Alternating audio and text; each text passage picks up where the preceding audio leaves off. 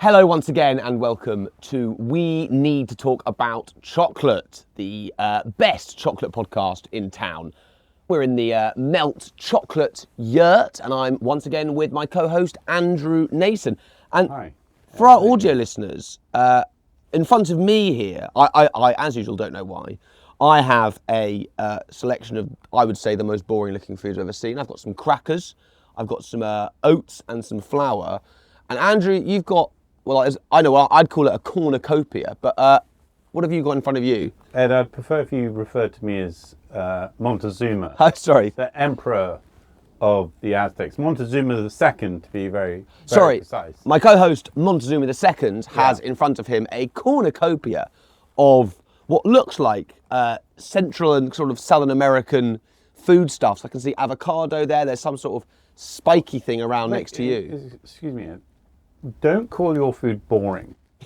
That's all you know. That is. This is all you know, and you don't know what that is. So What, an avocado? No, Ed, you have to take yourself back to the 16th century. You're a poor Spanish conquistador. Oh. Okay? Okay, sure. And all you know, and therefore you wouldn't describe it as boring, is gruel. And I think it's worth just... They would have complained. Even then, I think if all they were eating was gruel, they would be Ed, I think our listeners should see you eat an authentic version of gruel, just to kind of give you an idea of what you lived off. Okay, so yeah, this is me as a 16th century Spanish Correct. conquistador. And this is what you would... And gruel, just to be clear, is probably barley and rye and what water. am I eating It's here? kind of quite thin, not very attractive. Yeah, it looks absolutely rank. But You've put sugar in this though, I assume. no, you didn't have sugar. Ah, cold. This is the 16th century. Horrible. Obviously horrible. No, it's all right. don't say it's horrible. This is what you ate. This is high cuisine. You know what that needs? A little bit of salt, and you've actually got an okay breakfast. Okay, well, I mean, salt is you can afford salt just. It's not great, listeners. And the other thing is hard tack, which is the biscuits. I'm allowed a biscuit as well. You may have a biscuit, and that Honestly, the perks of this job, I get gruel and plain crackers. And what I am trying to understand, and don't forget, you've got a 16th century Spanish peasant mind. You just arrived in Mexico. Yeah. Not the first person to describe me as that. You've just arrived in Mexico. You've no idea what I've got on this table. You have no clue. None of it is known to you. To be fair, I actually, quite a lot of it, I've got no idea what it is. I mean, like you might not know what this... it looks like some sort of dragon egg. We've got a sort of alien being. But in any case, let's get on with the story. So you are arriving, and you're making the case that you're going to civilize me.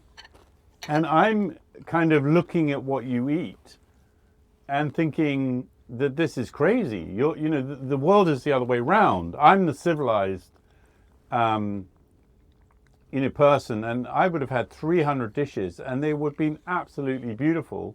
And this is really all you knew. I mean, you may have had a little bit of cheese as well, but that's it. Why is there cheese then? I've gone method, by the way. I'm really living the conquistador experience.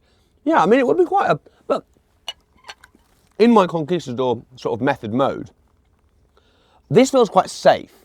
Now, a lot of the things I haven't seen. If I was walking along, let's say I'm walking in a local park, and I saw this you're arriving growing on a tree, I would probably run away from it. Yes, that's true. But we'll introduce it slowly to you so you understand what you're actually eating. But the first issue is you're trying to civilize me. And I don't quite understand, based on my food and what you've been used to, how do you claim to civilize me as Montezuma II and my 300 dishes? And we're going to go through some of those dishes. And you're going to try them for the first time. Well, I guess, if I am in my conquistador mindset, if I'm playing that role, I guess, yeah, my headspace would be that you're this sort of wacky ruler who's eating loads of foods that looks like, it looks completely terrifying and bizarre. I mean, that it's like I can understand why. Yeah, like what's that? Yes. Like some spike. You can't touch it. It's spiky. Well, you don't know yet. You can't hurt your hand eating gruel. We're gonna. Okay, so I'm gonna have to start introducing. Ed, you can stop eating the gruel. By the way, I take this seriously. You give me a roll, I want to really feel it. Absorb it, right? So we're gonna start you slowly, and we're gonna give you, and we won't try and break it up here, but we'll give you, this thing. It's red. Danger. So how exactly right. That is exactly how you would have reacted. Yeah, I mean it looks like a poison berry. Listener, you might have guessed I'm holding up a tomato right now. But if you didn't know what that was, I think you would think it's bright red, it's poisonous, it's. And I think there's something quite interesting that the conquistadors took back to Spain the wrong one. They took the tomato, not the tomatillo. Yes, you're right. And the tomatillo is more interesting, more flavorful, and they've got incredible varieties. Yeah. You took the wrong one, but never mind. Stepping outside of my conquistador role, it is true actually. If you're ever doing Mexican cooking, a lot of the recipes will have tomatillo, and they're really, really hard to find. They're actually a much more interesting sort of flavour than tomato. And they're really good for sort of making sauce and stuff. Anyway, I wouldn't know that. You're back in a conquistador brain, Si, and we're going to let you taste. So your first reaction is it looks poisonous. I think that's a totally correct reaction. And let's see what you think it tastes. Okay. How are you going to react to the taste?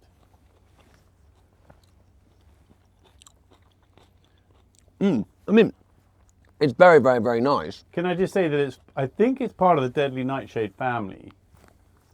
Or is that the potato? No, you're correct. Yeah. Okay. So, I mean, I wouldn't necessarily know that as Montezuma, but I would just you don't know. You don't know it now. You're eating something red that's part of the deadly nightshade family. Do you think that's a squishy apple, or did you actually quite enjoy it? I think I would be maybe too nervous to enjoy it. Yeah. I know when they came to Italy, tomatoes, they didn't catch on for ages because they were so short. They looked like poison. So I wonder if, I mean, obviously tomatoes are delicious. They've got acid, they've got sweet. They're basically a perfect food. But I think I would be so nervous about it that I wouldn't be able to enjoy it. Oh, really? You're going to be nervous? I'm trying to think if I'm going to make you slightly more nervous. Yeah, that is making Conquistador me and 21st Century podcast host me nervous. Andrew's holding up quite obviously a chili. I don't know what type of chili. I don't know. Hopefully it's a mild one. It could be an incredibly strong one. So we have to, I mean, of course. Of course, yeah. I couldn't beat you with steel and disease. And by the way, not only are you gruel-eating, tack-eating peasant from Spain, hey, you're also pestilent. Would I really have been a peasant? Yes, you are a peasant. Not part of the middle class. If I was a peasant. I mean, who else would leave their country and go on a boat? True. And, that is true. And secondly, you're pestilent as well. You brought lots of horrible I did diseases. do that. That is true. So, I couldn't defeat you with steel, but I may try and defeat you with this. So we're going to experiment because you have no idea what this is. No, I don't. And I would, as a well-behaved conquistador, I would always say, "Oh, Montezuma, you first, please." Yeah. Well, I mean, be my guest. Okay. That's a lot. I'm not sure. I have no idea how strong that is. How many? That's lovely. It's nice. Is it good? Ah. Okay. Spicy. Yeah. Oh, we're getting a little bit of heat. So how would you, as a conquistador-brained, pestilent Spanish, how would you react to this? Got a kick to it, that. I think you don't get it immediately. No, let's kick it off. Fiery, that. Would you have gone, great, I'm going to take that home and I'm going to use it in I immediately, right now, I'm whispering in Spanish, this Aztec king has poisoned me. My mouth is completely you're on fire. Yeah, you think you're going to die, and we're going to have to pour water down you. I guess would I have had mustard? I mean, it's the only thing I can imagine being similar with mustard seed. Yes, you might have referenced the mustard, but you would never get the kick. But first I've eaten a stinging nettle or something. Yes, exactly. But then you go, wow. Go on, you finish it off, Montezuma. I'm going to use it in a mole. Okay, nice. So now we're going to go down. We're going to make life easier a bit and give you what would be a green I don't know what you think of that. What would you think of that? This is Montezuma is holding up a not very ripe avocado here. I guess it's quite a good exercise, this, because obviously I do know what it is in real life, but I guess it almost looks like a rock. It does look like a rock. You wouldn't, if you wouldn't necessarily think, oh, I'm going to cut that open and eat it. It's got sort of like almost like reptilian skin. Yeah, it does. It does. Some sort of strange egg. You could have traded, I think, and I need to get this right, you could have traded 3 cocoa beans for 1 avocado. I think that's right, yeah. Right? So we're going to let you taste. If you go back and listen to our Aztec episodes, listeners, you're going to have to taste it in avocado. Don't take the whole plate. Not the whole plate, sorry. You're still a gruel eating. I don't know what the Aztec customs are. So this is... It's to... Well, I'd be pretty happy with that, because you would like that. It takes away the hit of spice. So then I'm sure, so you're happy with the avocado, and you can imagine yourself putting it on your toast and then becoming a fantastic breakfast. I think, having watched, I came to this podcast looking after my 2-year-old nephew, and he was having avocado for lunch, and he liked it basically the first time he had it, and he didn't know what it was. So I think similar to him, I would. Yeah, but I once gave him a lemon, and he hated it, and he hated chilies. So like, I think I'd find really freaky, but so obviously I would have served that as a mole, a guacamole. So mole just means sauce, and guacamole just means avocado sauce, basically. Did not know that. So is it a guaca then? Yeah. I mean, obviously in Natal, which is my native language, it would be a guaca, I believe. Any case, look, I've heard that you like grains. And grass. You're a grass eater. Grassman, yeah. So I would, of course, introduce you to a rather lovely grass, which is maize, which is essentially the heart of our civilization. I mean, this is really what powered us. You worshipped maize. You had sort of maize gods. We had a maize god. Let me just refer to this. Do you know what an axolotl is? Yes. Well, as in me now, or me as a 16th century conquistador? Well, you now. Yes, I do. Do you want to describe to our viewers? Because you're absolutely right. This was a god, but the axolotl was the top god. Oh, an axolotl is a sort of, I think it's an amphibian. It sort of looks like an amphibian. It's kind of, it looks almost like a sort of tadpole. It's sort of white with kind of quite pointy features. It's got a crown. Yeah. And I don't really know what they are. I just sort of know they're well, we would eat them. I would have given you. Yeah. Where's? I hope that's not what you've got behind you. They're the top god on top of the maize god. So I'm not going to ask you to eat raw maize or try and. That's good of prepare. You did ask me to eat a whole chili, so. But I will give you some popcorn. Oh yes, please. Yeah. Why are you? You don't know what it is yet. I know, but I don't want to be rude. It's white. Okay, what would I think? So, of popcorn, I don't think I would have had anything. It looks weird, doesn't it? It's not at all symmetrical. Could we pop anything else? Is there anything? You can pop amaranth seeds. Would I have done that? Yeah, I think a conquistador would like popcorn. But look, you were super annoying because you banned amaranth from us, which is a seed like popcorn, because we would sometimes mix it with blood and make it into shapes. And you banned it. Don't brush over that. What? The Spanish banned it for 200 years. So Mexican cuisine to this day is missing a key ingredient. Amaranth. But you brushed over there the reason why. Again, I don't like saying I banned it, but I banned it. You mixed it with blood and made shapes. Yes, I don't. You know, we do. It doesn't sound like the worst reason to ban something, but so what, actually, I've never even heard of it. Pairing my taco. I'm going to let you try a bit of corn. Thank you. So this is your first experience of corn. You seem very keen to taste it. Well, it's all been so nice so far. So I guess weird. This would be a sort of. I guess I've had like unleavened bread. So, yeah, this would be your first experience of a And would they have had it? Would they have eaten corn? I mean, this is, I don't know what this is, but it's basically a sort of posturito. Would they have? Yes, they ate it in 1,000 different ways. So, how are you finding the corn? I think that would be really, really nice. I mean, it's not a million miles away from like other, as I said, like bread, like toasted, unleavened bread. I can sort of imagine having had similar things. Yeah, I think you would react. Tortillas, you would quite. But I think that, yes, I think so. Yeah. I mean, it's not a million miles away from my cracker. Your tack. I mean, it's much nicer this because it's got sort of better flavour. So I'm going to give you a taco, but before we wouldn't have had tacos. Oh. We think tacos came from Welsh miners in the sort of 19th century in Mexico. Really? Yes. In Mexico? Because they were copying the Cornish pastry. Cornish pasty. That's the one, yeah. We get there in Falls unlucky. It was kind of pasty. Yeah, it was a pastry. It was a Cornish They were pasty. So that is a taco, and we think it came from the Welsh. It's not the most creative taco, this. It's just sort of I mean, stop avocado. complaining. You're used to eating gruel. That is true. You know, I'm not going to have any sort of jip. So, well, Okay. that's quite boring. A taco? That's quite gruely, I think. Yeah, I mean... Okay, so I'm now going to give you a bit of potato. Yeah. I mean, it looks more like a crisp to me. Well, I didn't want to fry. I mean, stop complaining. You've got rubbish food there. I'm not even going to taste that.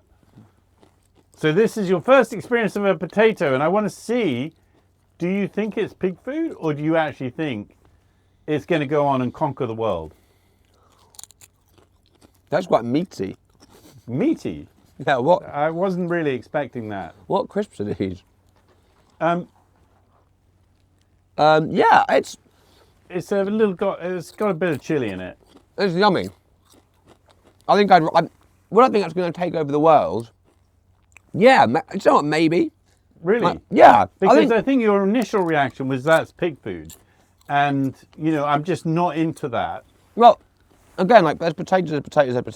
Like, I think if, like, I'd had, I don't know, like, boiled potato with nothing seasoning it, you'd be like, that's quite boring. But, like... So, I'm going to take you to the Chia region now. Ooh. And we're going to taste some... See, things that really, you know... It is great, honestly. This is a really... It's, you know, you're getting some good food here. I mean, my mouth is still as quite... As Montezuma, I'm going to have to taste it first. Oh, so you get this one, do you? The whole chili was just for me. Chia. That is absolute... Don't tell me you're more civilized than me. You know... You've not given me... Montezuma, you've not given me any cutlery, I'm going to use my gruel spoon, am I? Nice. Can I just remind you that my capital city was like Atlantis. It was... Underwater? It was, yes, because we got all our food from... So what am I actually eating here? Chia You're seeds? eating chia. And coconut? Well, yeah, and coconut. That's really yummy. That's good, isn't it? I mean, there's a whole people that was their favourite dish. The chia pass. I mean, we know about them. They also pretty much invented chocolate as well. They did. No, serious. We're gonna come across them. So now here, this is a complete feast, isn't it? I've got to say, I'm now thinking about my journey home, and it's going to be, I really don't want to go back to having gruel and... I mean, these crackers are okay. They're fine. But the gruel is unpleasant. But we're now going to have some Asai and peanut butter. Now, you wouldn't know what the peanut is. What do they have? They had peanut butter about them? Well, they would have, yes. I mean, you know, the peanut comes from Latin America. True. That one, the chia seeds are really yummy, actually. Don't forget, I had 300 dishes. And I haven't even got onto the chocolate yet. I've got sweet potatoes. How do we know about? Are there sort of Aztec cookbooks that we sort of have found in terms of? Yeah, I mean the Spanish described. So I'm going to taste it first because I'm Montezuma. Fair enough, Montezuma. But this is Asai, and don't forget we had. I just want to explain. Our marketplace in Techlacan had 50,000 sellers and buyers every day, and that was probably the largest market in the world at the time. They'd also be sort of from all over as well. They wouldn't just be from that region. They'd be pulling stuff from sort of North and South America into sort of the middle. That is absolutely delicious. I've lost my gruel spoon. Oh, here it is. Yeah, so this has got this has got something brown in which I wouldn't recognise. We have the wealth of the Amazon providing us with just incredible food. And this is really an important part of your journey, to start opening your mind from this beige, boring, grass-fed into an absolute cornucopia of Amazonian food. How did you find the Asai? That is, I'm going to have to try a bit more. Do you think your decision to come over the oceans? Yeah, I'm feeling quite smug about it, I think is the word I'd use. Like, are you feeling a little bit more humility now? You're not really the conqueror, and you really should have learned more about this civilization. Can I explain something else? Before you destroyed it with your pestilence and your psychotic behavior, it actually, operated an aquaponic system. So they actually grew a lot of this, like the maize, through in water. So they really were in Atlantis, right? Because unlike Venice, where the food was imported, they grew it in the very same lake. That is amazing. That they lived. So the agriculture was extremely sophisticated. And of course, we haven't yet got on to the main, treat, which is some fresh cacao. And that, I honestly, I've been sort of eyeing that up. And for our listeners who aren't watching, the cacao pod we've got today, we've had cacao pods on before, and they've all been quite dark brown. That cacao pod, it is a remarkable, it's sort of like yellow and red, and yeah, it's a beautiful colour. But I don't know, honestly, I don't know whether or not, and do leave a comment about how you think you would react, but I don't know whether or not I would see that and think, wow, that looks lovely, or wow, that looks dangerous. It almost looks like a sort of dangerous insect or something. Yeah, do you mind handing the Asai bowl back to me? You're a bloody peasant, soldier. So we're going to taste the chocolate in a sec. So Ed, in the last episode, I described you as a panda. Yep. And a cow as well. And a cow. But I want to just dig into the panda metaphor a bit more. Sure. And I'm going to ask you how many times a panda goes to the loo every day. It's either going to be hardly any or absolutely loads. I'm going to guess bamboo. It's basically it's not very nutritious. I'm going to guess. So I don't know. I'm going to guess 7 times. 40. Whoa. Okay. Is that wanted to be 2? Is that number 1 or number 2? Number twos. Oh, that's disgusting. So, also, I want you to. I don't do that, can I? I don't do that. A panda has does it have a stomach microbe more similar to a bear or a cow? After eating, I'm gonna guess almost certainly cow, just because of the diet. No, it's a bear. Oh, right. So basically, I'm describing you as a sort of environmental and genetic and, I guess, ecological mistake, because you continue to eat grass when you're not designed like the panda to eat grass. Now, the panda, as you know, falls out of trees, sure, tumbles around. Okay, the other question, are they quite sort of isolated characters, or do they live in sort of... No, that I know. They're very social. You can see them. You see videos of them hanging out. No, that's because you watch them in the zoo. In the wild, they're very antisocial. No, they have a laugh. Because, they do fall over a lot because they've got no energy, right? The first thing is the bamboo, they have to eat untold quantities of bamboo to get the energy, and they can only process 20% of what they consume. So, because they eat all the food around them, they have to be very lonely. They're basically only, they live on alone. And then, therefore, if you were a bit of a loner, Ed, are you going to find mating more challenging? And don't forget, you can't be too close because you need all that food. Yeah, I think, the short answer is, probably you would find it harder. Like, if you were a lonely panda and you were too sort of fat and lazy to move to the other side of the Chinese jungle, I think you would find it hard. Okay. And I know pandas do famously find it. Well, they don't really want to. That's sort of, and they have to sort of really try and make them have babies. because they want to sort of keep Yeah, them but in zoos. again, that's zoos and like, you know, that's intervention. But in Yeah. the wild, Oh, they it's don't- they just very don't. difficult. They just don't have them. They don't meet partners. They're quite lonely. They have got no energy. And is this metaphor bringing... Well, yeah, I'm not loving the metaphor. Well, let's imagine that you were, you had 1 billion of these pandas. Yes. And you were the ruler. Would you want them to continue eating grass, be low energy, passive? Or would you want them to be like a grizzly bear if you had 1 billion? It's an insane question. It's a completely insane question. As a leader, would I rather have 1 billion pandas or 1 billion grizzly bears? I'd rather have 1 billion pandas. Thank you. And But I this don't. is- I this can is already the see where heart this is of going. The metaphor of the journey. Yeah, We're going to take you from your grass beige diet with lots of sugar Yeah. into Well, this incredible There's not a lot of cornucopia. sugar. There's a lot more sugar in your pot than there is in mine.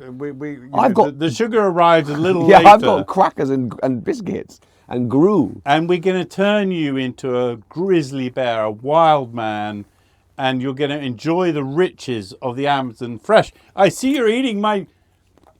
You can't stop yourself. You've Combination. gone off that beige stuff already. You know, the transformation from panda to grizzly bear is happening in front of our eyes. So what we're going to do is we're going to open up and, you know, in celebration of your commitment to the journey, we're going to try some fresh cacao today. And this is going to be a really interesting experiment. Have you ever done that? Have you ever tried it straight from the thing? Yes.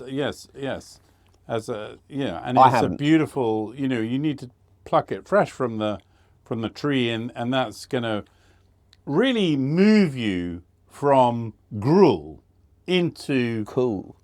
Get out. That's good. You get that on a t-shirt. We're going to now try some of this fresh cacao, and this is the first time so weird. you've ever tasted It looks chocolate. I'll show the viewer. It looks honestly it looks like some weird creature you might find under a rock in the sea. And what you're meant to do is take one of the beans and suck it like a lozenge or It is. a sort of orange sherbet. Has anyone? If anyone's seen the film Alien, it is, in terms of texture and look, it's not unlike the baby in the film Alien. And it's absolutely delicious. I'm getting lemon sherbet, all right. fizzy lemon sherbet, It tastes like sweets. strawberry. It is like the best sweet you've ever had. But which I can work out. It's almost like a sort of tutti frutti flavour. Yeah, it's a sort of strawberry, Tropical. raspberry, spinning around. It's absolutely delicious. Do I bite into it? No, I wouldn't bite into it because you haven't fermented or roasted the cacao. But you can understand why we started worshipping It doesn't this. taste anything like chocolate, is what I would say. That's true. It's completely. It tastes like a really nice fruit. It does. It's not anything to do with chocolate. It is a beautiful fruit. So you might have thought, I don't know, like orange juice and oranges don't taste a million miles away, and so you might think like chocolate and cacao don't taste a million miles. But I mean, I would have 1,000 guesses before I guessed that's the thing which makes chocolate. In terms of how it tastes. Correct. There's no, but do you get the sort of lemon sherbety? Yeah, I really do. It's genuine. You can't stop yourself Texture-wise, eating it. It's gross texture-wise. It really is. It is like the Alien baby. But yeah, it is. What is it like? It's almost like It's literally like the best candy shop. You It's know, like and the sweets. flavors just keep rolling, and it's like you're selecting from all the jars at the same time, isn't it? It's like a it's complete. very nice. I don't know what to do with my two in my mouth. No, I think we should. I'm going to bite into it for science. Oh, that's very much. Well, do that. Oh my God, that's Don't bite in. That's horrible. Ah, okay. If you're in that mode, we're going to try the soap fruit. Are no, we? We're not. No, we're not. soap fruit. So, Ed, what we've done is we've taken you from a 16th century Spanish pestilent peasant, Yeah. and we've Slash panda. slash panda, and we've introduced you to the greatest Amazonian fruits in a beautiful city, floating city with pyramids, basically a Venice on steroids. Yeah.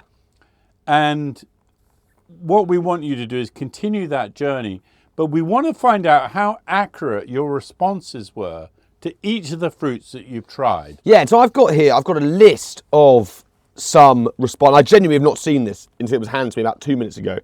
This is a list of European encounters with Aztec and Latin American foods. So for the first time. We'll start with corn. Yes, a man called Gonzalo Fernández de Oviedo in the Historia General de las Indias. He, in 1535, on maize or corn, which I had in the form of popcorn, he said, and I also had the Dorito type thing. You had a tortilla and a taco, but a taco wouldn't have come until late in the 19th Welsh century. miners. The bread made of this maize is not less tasty than made of wheat, and in many ways it's more wholesome. I think I did get that one right because I did compare it to my own. You did. Flat bread. I said that would not have been a million miles away. I agree. The actual, given they're both grasses, it's probably not surprising they're quite similar. So I think that's a point for me, definitely. Potatoes. I think as I had crisps, which I didn't think was necessarily the most accurate, but I liked crisps. Gonzalo Jimenez de Quesada, he wrote, "They are like truffles, but more tasty, and are a staple food of the natives." I think that's quite a good description. You like your crisps. Some would say you're obsessed with chips. Who says that? And truffles, honestly, our is listeners, a good description our of a listeners potato. must think I'm some sort of fat slob. I do exercise. I'm not that unhealthy. I do like chips. You just happen to visit the dentist a lot. Yeah, I'm often going to the dentist. Yeah, I can see. They also said that they're unlike truffles, but they're more wholesome. Which is true. Tomatoes. Now that was the one that slightly frightened me. But Correct. According to Francisco Hernandez, who's the royal physician, he said it was an agreeable taste and very wholesome, maybe eaten raw or cooked, very refreshing on the stomach. Okay. So that was a positive. At least the Italians really didn't like they were them. frightened. Also, they fought for about a century to reject the tomato. That is also Francisco Hernandez, who was a physician who I imagine would have sort of studied them and tested them before. I mean, we don't know if that's his instant reaction to seeing it and having it. That might have been after a few years even of being around this. Moving on to chili peppers, which I think really freaked me out. Diego Alvarez Chancha, who actually is in the 15th century, 1494, he said there is also much ají, which is their pepper, that's what they call pepper, which is more valuable for all the people eat nothing without it. So they were clearly, like I was, munching right through it. Right. And, so peppers were a major part of their diet. I'm surprised they weren't. I mean, he does say there, Diego. He says they are nothing. He doesn't then say like with tomatoes. He doesn't then go on and say, yeah, and we love them too. Yeah. I imagine chilies took a while because they are really, really sort of like. I mean, it's similar. I was talking about my nephews earlier. Like, it is difficult, I think, to imagine them immediately being adopted as a sort of delicious food. Absolutely, yeah. And finally, on to our friend cacao. Girolamo Benzoni, who's an Italian traveller, when he went, it seemed more a drink for pigs than for humanity. I was in this country for more than a year, and I never wanted to taste it. Whenever I passed a settlement, some Indian would offer me some, and I could not put it to my lips. Now, I think, in terms of both talking about the cacao pods and when you make actually cacao the drink, my reaction was, tasted lovely, but it looks rank. It looks disgusting. Like cacao pods, they look like someone's gobbed on them. Like they are gross. I think they're beautiful, a kaleidoscope of colours. Outside's lovely, if not a bit scary, but that does not look nice. It looks weird. It does look alien. Yeah. And so and it's slimy. I get why. And we probably don't eat slimy food, do we? Well, my gruel wasn't exactly not slimy, to be fair to it. Okay. But yeah, that I think I've not done badly there as a six. I'm maybe slightly more adventurous. But it's interesting that the pineapple, the pumpkin, the chia, the acai, many of those things came centuries later in reality because they're so difficult to transport across. So basically, all we're really hearing are the staples. And to be honest, chia seeds, acai, they're still exotic to this day. Yeah, it is true. And like pineapples, in Victorian times, that they were like the ultimate staple. If you could get a pineapple at your dinner party, I mean, these were the really kind of upper classes. And that's sort of 200 years later. Even then, it was sort of considered this amazing thing. Correct. And they built, I think Brighton Pavilion is designed in the image of a pineapple. Yeah, exactly. It's a famous Victorian building in the city of Brighton, for those who don't know. And that, I think, was done because they wanted to be like, look how fancy pants we are. We're designing our buildings based on these like really exotic fruits. So you're absolutely right that even hundreds of years later, people were still either sort of slightly fetishizing this food or even still being a little bit, as they were with tomatoes, a little bit cautious of it and a little bit. Yeah, and some foods like the pumpkin were adopted to the extent, or the squash, were kind of adopted almost as natives. I mean, it's almost impossible to imagine that a pumpkin or pumpkin seeds were not. I would never have known. I would have been absolutely sure that pumpkin is something which grew in Great Britain for. Yeah. Because they're so. For centuries, but actually, what were they doing on Halloween back in the day? Yeah, exactly. I mean, carving out of, I don't know. So radish. I mean, essentially, what we've done, Ed, is we've taken you from this sort of beige, grass-eating peasant, and we've opened your eyes. Yeah. And this is the beginning of the journey. Still. And we've also left a little bit of a hook in there, which is that does the big food industry talk to the big oil industry, and they're looking for passivity. They're looking for consumption. They're not looking for beautiful foods that's going to energize you. Is there a little bit of a story here? And when we look at sugar, we understand that there may be a sort of dark, hidden truth behind the kind of foods that you've been brought up with. Yeah, I mean, it's a fun step on the journey, and it's exciting to actually try cacao. But I think what I'm intrigued by as we sort of go on this journey, to try and move me from sort of eating processed food, fast food, sugary foods, is that actually when you have that cacao, that's very sweet.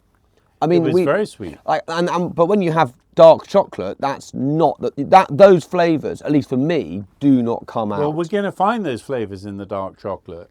But I did notice that you couldn't stop yourself eating the chia, and you couldn't stop yourself eating the acai, and that's an encouraging sign.